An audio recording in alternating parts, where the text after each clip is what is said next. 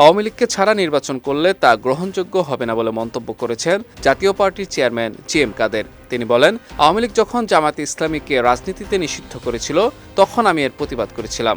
একইভাবে এখন বলছি, আওয়ামী লীগকে বাদ দিয়ে নির্বাচন করলে তা গ্রহণযোগ্য হবে না।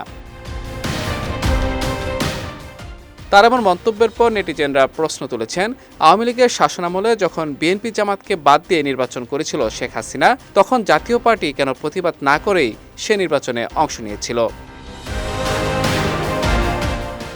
দেশের মানুষের মুখে হাসি নেই দাবি করে তিনি বলেন, দেশের মানুষ আতঙ্কের মধ্যে বসবাস করছে। এখন যারা যা খুশি করতে পারে তারা তো নির্বাচন চাইবে না।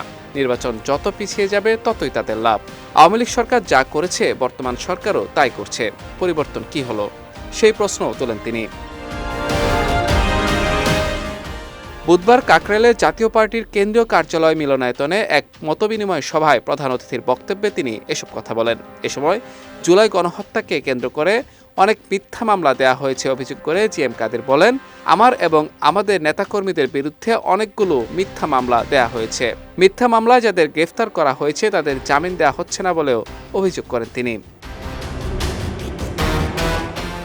জাতীয় পার্টির চেয়ারম্যান আরও বলেন, আওয়ামী লীগকে ফ্যাসিবাদ বা স্বৈরাচার বলা হয়। একই কাজ যদি বর্তমান সরকারও করে, তাকে কি বলবেন? আমাদের দলীয় প্রতীক অন্যদের দেয়া হবে এমন ভয় দেখিয়ে আমাদের ব্ল্যাকমেল করেছিল আওয়ামী লীগ। এখন আবার সেই খেলা শুরু হয়েছে।